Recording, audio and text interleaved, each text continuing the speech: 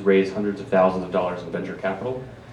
And if you guys know of Kim.com, his new site Mega released an announcement that they're accepting Bitcoin now as well. So the point of all this stuff is that Bitcoin is working. It's not theory anymore. A lot of these talks at this event are about theory, and theory is great. Bitcoin is actually happening right now. So regardless of all the theory around it, it's actually working, and people are trading real money and real goods with this system. And if the experiment continues to work, necessarily it's going to pull power away from the state, and that's, I think, ultimately our goal with this. The government, no matter how many guns they draw, cannot change a mathematical problem, right? They can point their guns at 2 + 2, but it's always going to equal 4. This is why Bitcoin will continue to grow no matter how angry the government gets, because they cannot break the mathematics of it. So if we're successful over the coming years, we're going to see a lot more confrontation, I believe, with authorities about this. But this is our form of activism. We're building businesses around this. We understand that there's risks involved, but our form of activism is to build this global monetary system without permission from the government and see exactly how far we can go.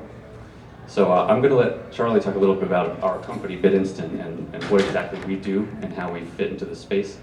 And then I think we'll open it up for a lot of questions, because people have probably heard all sorts of things, and we're happy to clarify.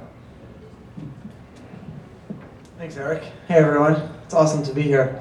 It's really great, and I'm envious of a lot of you, because I didn't come from a background of being liberty-minded. Unfortunately, it took Bitcoin to get me to realize how, I guess, evil and how the government is using the monetary system to debase our currency. So every time they print money, the dollars in our pockets become worth less, and that didn't feel right with me. So once I got into Bitcoin, I was able to open up and read a lot of amazing things. Our company, and it's really great to be able to run a company, BitInstant, and serve you guys, and serve the libertarian community, and serve the Bitcoin community. Essentially what we do in a nutshell is allow anyone to walk into a 7-Eleven, a Walmart, a Duane Reade, a CVS, any one of our 700,000 locations in the US alone, to buy Bitcoins. You can walk in with cash and buy Bitcoins. And what this does is, even Bitcoin users who never use us sleep at night and feel comfortable knowing that a company like us exists, where they can immediately get Bitcoins and immediately take their Bitcoins and go back to dollars, because there's still that fear of the volatility of Bitcoin. But what will happen, and we'll see this, what will happen to the success of Bitcoin, is that people will stop using us, because as Bitcoin grows and it succeeds, people are going to say, well, why am I transferring my real money, my Bitcoins, back to fake money, when I can just keep the Bitcoins and spend them as Bitcoins? So it's not really good for my company, but it's great for Bitcoin, and I'm looking to see that happen. So I got to stand up, because I'm just so excited about Bitcoin. I can't talk about it while sitting down. So anybody here that's sick of the government inflating the money supply to pay to kill people all around the world, stop using their money. Use Bitcoin. The answer is here. We can put a stop to all of that. You don't have to support them in any way. Start using Bitcoin. There are so many websites that accept Bitcoin now. More and more coming online every day. If you have a business, you need to start accepting Bitcoin. What Bitcoin allows every single person in this room and on the planet who has access to the internet, you can have your own private bank account, right? It's called a Bitcoin account, and it's impossible for the government to seize your account. It's mathematically impossible for anyone to block you from sending or receiving money with anyone else anywhere in the world. And if you're careful about how you use it, it can be done anonymously as well. This totally strips government's control over the money supply away. There's nothing they can do about it. There's no way they can stop it. The only way they could stop it would be to shut down the entire internet in the entire world, and that's not going to happen. This is what every libertarian's absolute dream come true. It's here, and it's called Bitcoin, and we need to spread the word to everybody about it. And I'm glad you guys are here, and we're here to answer your questions about it. And when you're done learning about it here today, tell your friends, tell your family, help them set up Bitcoin wallets, tell everybody that you know about Bitcoin. Anytime you need to buy something, ask the merchant if they'll allow you to pay in Bitcoin. And anytime you receive US dollars, convert them to Bitcoins, then use them as Bitcoins. We need to spread this. And the world is going to be a much, much, much better place because of it. And it's not a question of if this is going to happen, it's just a question of how soon it's going to happen. And with your help, we can make it happen sooner rather than later.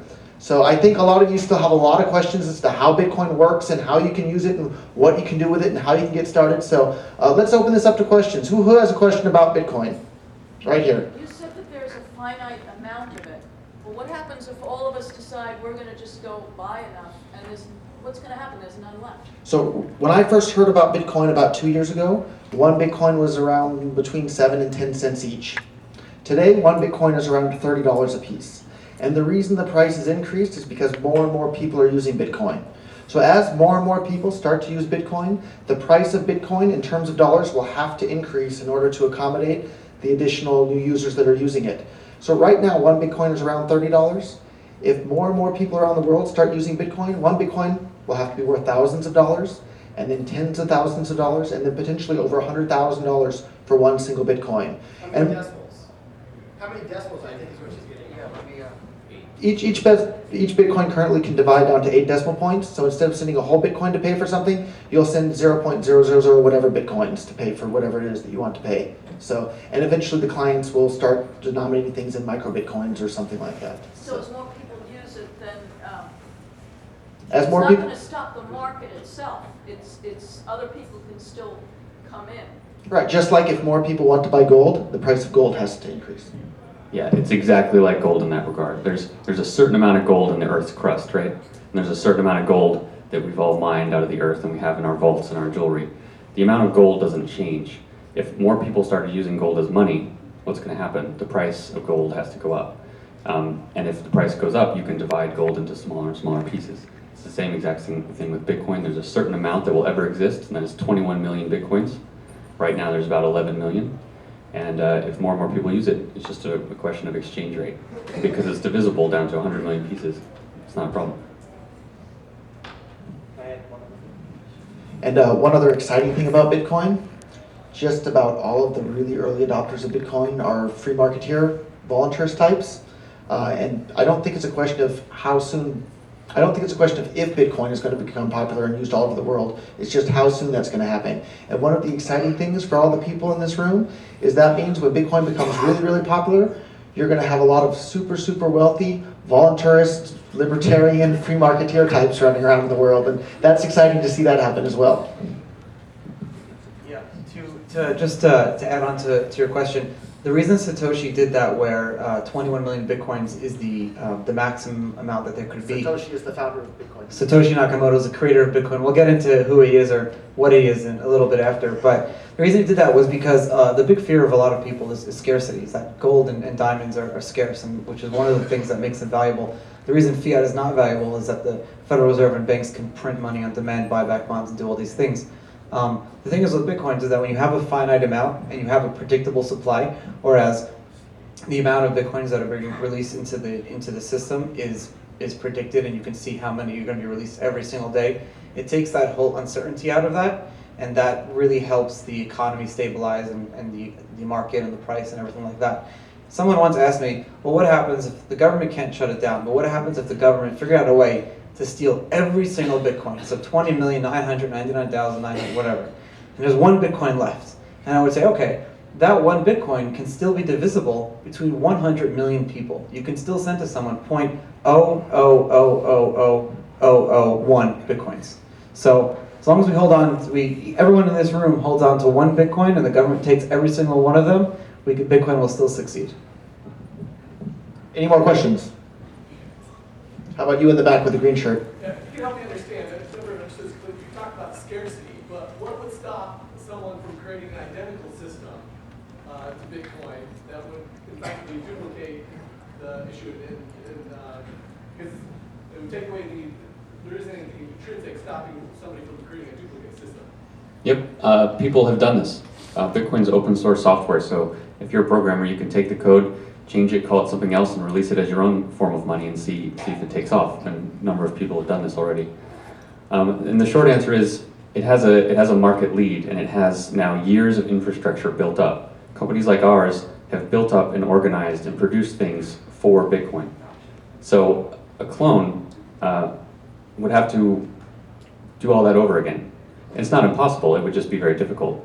And the only way that that would actually happen is if this clone is actually significantly superior to Bitcoin. And that would be great for all of us, right? Our Bitcoins might not be worth anything anymore.